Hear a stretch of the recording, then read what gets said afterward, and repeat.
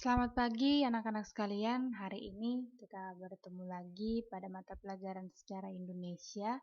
Nah, materi kita hari ini yaitu mengenai bagaimana corak kehidupan manusia praaksara. Minggu lalu kita sudah bahas apa-apa saja jenis-jenis manusia purba. Kemudian pada saat ini kita akan bahas bagaimana sih corak kehidupan mereka, bagaimana mereka bisa bertahan hidup. Minggu lalu Ibu sudah sampaikan apa yang dimaksud dengan masa praaksara. Nah, masa praaksara ini itu sama dengan masa prasejarah. Nah, masa ini merupakan masa di mana manusia itu belum mengenal yang namanya tulisan.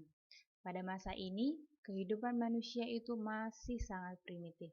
Primitif itu artinya kebudayaan di mana manusia itu belum mengenal dunia luar, kemudian tidak atau belum mengenal teknologi secara modern. Nah, dengan ketidaktahuan mereka itu, maka segala aktivitas yang mereka lakukan itu menjadi terbatas dan sangat sederhana. Cara kehidupan dan kebudayaan masa praaksara itu dibagi menjadi 3 masa menurut para ahli. Yang pertama itu adalah masa berburu dan mengumpulkan makanan. Maka pada masa ini, ya karena memang masanya itu adalah berburu, itu ditemukan peralatan yang berhubungan dengan kegiatan berburu dan terbuat dari batu. Nah, pada masa ini kehidupan manusia purba itu masih bersifat nomaden atau berpindah-pindah tempat. Karena kan manusia purba itu ketergantungan terhadap alam. Nah, ketika misalnya persediaan bahan makanan sudah habis di salah satu tempat misalnya, maka mereka akan berpindah lagi untuk mencari tempat yang lain yang makanannya itu masih banyak. Nah, itu dia yang dimaksud dengan nomaden. Kemudian mengapa mereka harus berpindah-pindah tempat. Kemudian yang kedua itu adalah masa bercocok tanam. Pada masa ini ditemukan peralatan-peralatan yang digunakan sebagai alat bercocok tanam. Nah, pada masa ini anak-anak, kehidupan manusia purba itu sudah mulai menetap. Karena apa? Karena pada saat masa ini masyarakat purba itu sudah bisa membudidayakan tanaman, kemudian sudah bisa menjinakkan hewan, maka mereka mulai menetap. Begitu dia ya. Kemudian masa perundagian. Nah, ini berasal dari kata undagi atau tukang. Di sini sudah mulai ada sekelompok tukang yang menciptakan satu peralatan tertentu. Nah, makanya pada masa ini ditemukan peralatan yang sudah menggunakan bahan dasar logam. Nah, pada masa bercocok tanam ini, inilah yang menjadi tonggak kemajuan dari manusia purba itu. Karena dasarnya itu tadi sudah bisa membudidayakan tanaman, kemudian menjinakkan hewan. Itu dia. Di sini dia tonggak kemajuannya pada masa bercocok tanam. Nah, kalau keagamaan pada masa praaksara, kepercayaan yang dianut pada saat itu adalah animisme, dinamisme. Sebenarnya ada 3, animisme, dinamisme, dan totemisme. Nah, yang dimaksud dengan animisme itu adalah kepercayaan kepada roh nenek moyang yang telah meninggal. Nah, mereka percaya bahwa roh nenek moyang itu bisa mempengaruhi kegagalan atau kesuksesan. Itu dia. Kemudian dinamisme itu adalah kepercayaan terhadap benda-benda yang dianggap ajaib, dianggap gaib. Kemudian ada lagi satu lagi namanya yaitu totemisme, di mana totemisme itu merupakan kepercayaan yang menganggap bahwa hewan itu dianggap suci, kemudian mereka memuja hewan tersebut karena menganggap hewan itu memiliki kekuatan supranatural. Nah, kemudian kehidupan politik. Nah, pada masa praaksara itu, kehidupan mereka itu dipimpin oleh yang namanya pemimpin. Nah, proses pemilihan pemimpin pada masa praaksara itu adalah ada namanya primus inter pares. Nah, ini merupakan masa di mana pemimpinnya itu dipilih karena memiliki kelebihan baik secara fisik atau secara keahlian. Nah, itu dia. Jadi ini juga ditentukannya itu secara musyawarah, jadi tidak secara sepihak. Tetap ada musyawarah yang dilakukan di antara kelompok. Kehidupan sosial. Nah, kehidupan masyarakat praaksara pada zaman dahulu itu sudah hidup berkelompok. Nah, kalau kita bicara kata sosial itu berarti kita hidupnya itu bergantung antara yang satu dengan yang lain. Kita tidak bisa hidup tanpa bantuan orang lain. Nah, kehidupan sosial ini sudah ada sejak zaman dahulu kala. Itu dia, bahkan sampai saat ini kita tetap membutuhkan bantuan orang lain. Kemudian pendidikan.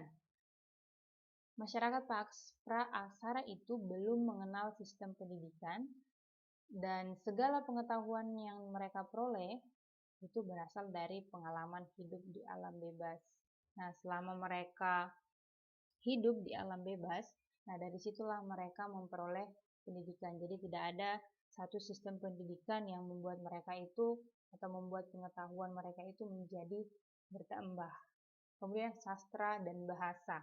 Nah, tidak ada yang diciptakan karena kreativitas pada saat itu masih belum berkembang. Nah, kalau sastra dan bahasa ini kan ini merupakan cerita atau ide pengalaman dari seseorang gitu dia. Jadi ini belum ada karena kreativitasnya belum berkembang. Kemudian arsitektur dan kesenian. Nah, masyarakat praaksara itu sudah mendirikan bangunan yang terbuat dari batu, diantaranya menhir, dolmen, sarkofagus, punden berundak, dan waruga. Nanti kita akan bahas apa itu menhir hingga waruga. Kebudayaan Paleolitikum. Nah, ini merupakan kebudayaan batu tua atau kebudayaan batu. Jadi segala peralatannya itu adalah terbuat dari batu. Nah, kebudayaan ini anak-anak itu terbagi menjadi dua. Yang pertama itu adalah kebudayaan Pacitan. Itu ditemukan oleh von Koenigswald. Kemudian ini juga alat atau kebudayaan Paleolitikum ini juga lebih banyak dipelopori oleh manusia purba Meganthropus. Nah, inilah dia alat-alat yang diciptakan oleh manusia purba pada saat atau pada masa Paleolitikum. Nah, kalau alat serpi ini lebih kepada kebudayaan Pacitan. Nah, ini kan tadi ada dua, Paleolitikum itu dibagi menjadi dua lagi, Pacitan dan Ngandong. Nah, alat serpi ini itu ditemukan pada budaya Pacitan. Kemudian ini alat dari tulang dan tanduk ini ada pada kebudayaan Ngandong di Jawa Timur. Di sini sudah ada alat penusuk atau belati, tombak. Nah, ini terbuat dari tulang semuanya. Berbeda dengan paleo. Karena memang paleo itu adalah kebudayaan yang peralatannya itu adalah terbuat dari batu. Nah, sementara pada budaya Ngandong itu sudah terbuat dari tulang. Kemudian kebudayaan Mesolitikum atau zaman batu Madya. Ada yang pertama itu Jochen Modinger. Nah, apa itu yang dimaksud dengan Jochen Modinger? Ini merupakan sampah dapur yang berupa kulit kerang, kemudian di dalamnya itu ditemukan kapak genggam. Ada juga namanya Abri Sausrohe, kebudayaan yang ditemukan di gua-gua. Peralatan batu juga sudah diasah serta peralatan itu terbuat dari tulang dan tanduk. Nah, kalau kita perhatikan ada perkembangan mulai dari zaman atau mulai dari kebudayaan batu hingga kebudayaan Mesolitikum. Kita lihat selanjutnya. Nah, ini dia ada benda-benda atau peralatan yang digunakan manusia pada saat itu. Ada kapak lonjong, kapak persegi. Nah, ini dia bentuknya. Untuk kapak persegi ini ada kapak lonjong. Kita masuk ke kebudayaan logam. Nah, kalau kebudayaan logam ini juga sama dengan kebudayaan dari masa perundagian. Nah, itu tadi perundagian itu kan berasal dari kata undagi atau tukang. Nah, peralatan yang dibuat oleh tukang itu kebanyakannya itu terbuat dari logam. Kemudian manusia sudah mengenal dan menguasai teknologi tahap awal. Nah, inilah dia. Manusia itu sudah mengenal dan menguasai teknologi di tahap awalnya. Kemudian, peralatan yang diciptakan pada kebudayaan logam itu ada nekara, kemudian moko, ada juga perhiasan, ada gerabah, kemudian pakaian dari kulit kayu. Nah, itu ya. Nah, kalau nekara ini merupakan alat yang digunakan pada upacara pemujaan sehingga dianggap suci. Gitu deh. Kemudian ada kapak perunggu. Nanti boleh kalian cari tahu. Kita masuk ke kebudayaan megalitikum. Nah, ini kebudayaan mega ya. Mega itu berarti besar. Berarti sudah ada perkembangan yang sangat maju pada kebudayaan ini. Nah, kemudian di sini sudah muncul bangunan-bangunan yang dianggap suci dengan ukuran yang sangat besar. Itu dia dari kata mega. Nah, apa-apa saja itu yang sudah diciptakan? Yang pertama itu ada menhir, kemudian dolmen. Nah, masih ada banyak sebenarnya. Nah, kita perhatikan untuk keterangan ada dia beberapa istilah-istilah penting ya dari yang sudah Ibu sampaikan. Kita ulang kembali, itu dinamisme. Paham atau kepercayaan bahwa pada benda-benda tertentu, baik benda hidup ataupun mati, bahkan juga benda-benda ciptaan. Ini dia kepercayaan terhadap benda hidup atau mati.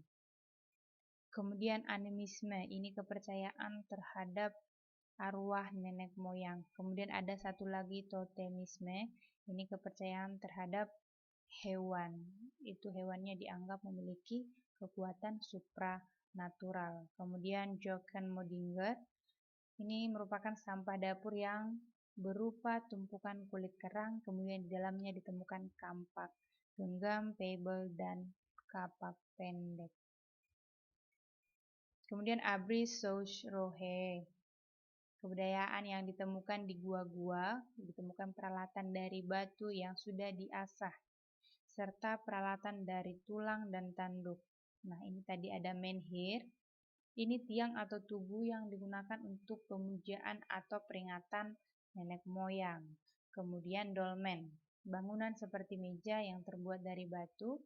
Ini digunakan untuk meletakkan sesaji dan pemujaan arwah nenek moyang. Nah, itulah dia corak kehidupan pada masyarakat praaksara. Ya, mulai dari alat-alat yang mereka gunakan, kemudian budayanya seperti apa, kemudian bagaimana mereka bisa bertahan hidup. Nah, untuk selanjutnya kita akan masuk ke sesi diskusi.